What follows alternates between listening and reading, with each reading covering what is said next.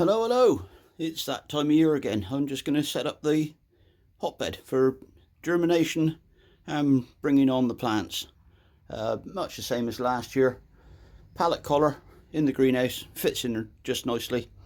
Not quite as nice as he did up the other end, but I got some spring greens still growing in there. I don't want to disturb them really.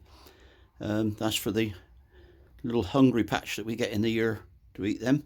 Anyway, and also I've changed the manure this year. I'm using horse manure, but this time with wood flake and bits of hay left in it. So we'll get a couple of bags and we'll start filling it up.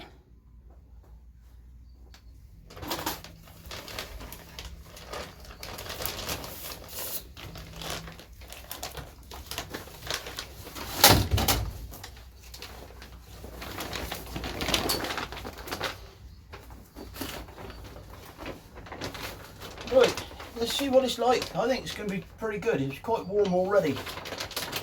And this is really fresh. It came out the stables yesterday.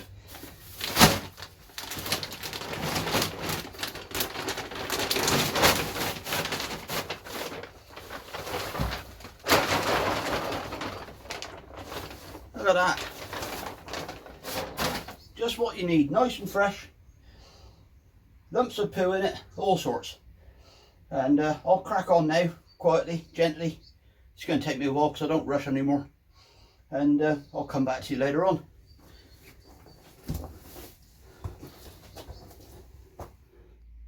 So that's the second collar put on. Before I go any further now, I'm going to have to water it down. It's damp already, but the thing is you need the moisture to get the bacteria going and create the steam and create the heat, basically. Always use rainwater. Don't use tap water unless you can avoid it. If you've got to use tap water, draw it off a couple of days before you need it and let it stand so that the chlorine can come away from it.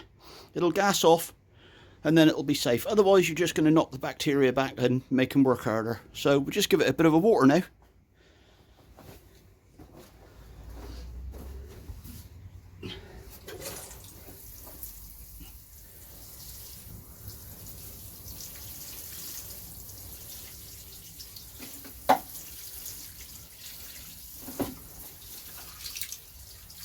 And as usual, run some down the sides of the boards.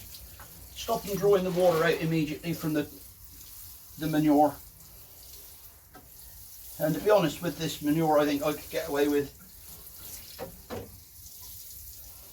probably, that's nearly a whole watering can. What's that in English? 10 litres, a couple of gallon. There you go. And now what we'll do is we'll carry on putting in the manure.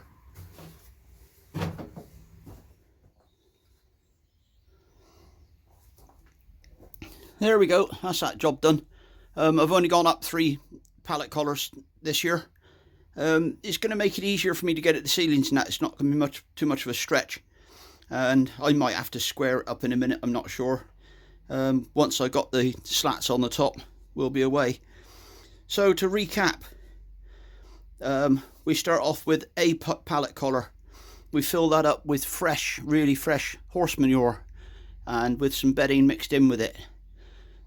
Tamp it down gently, water it, carry on till you get to the top, to the height that you require, and then water the last layer and put on some slats to keep the seedlings and the seed trays away from the muck.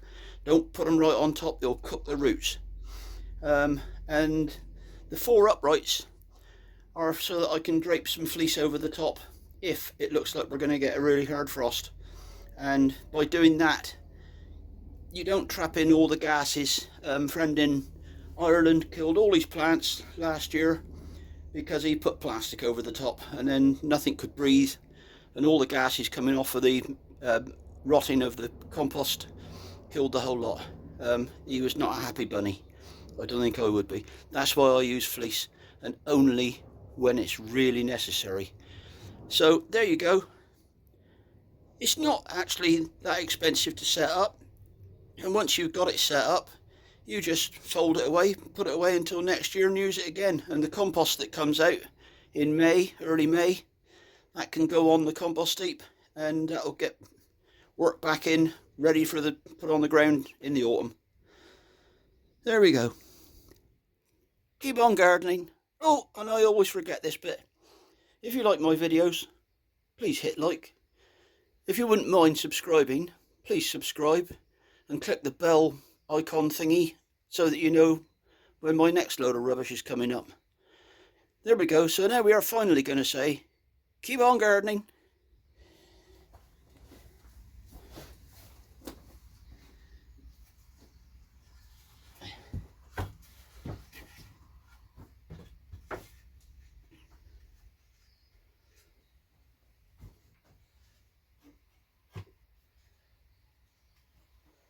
There you go. Dead simple, isn't it?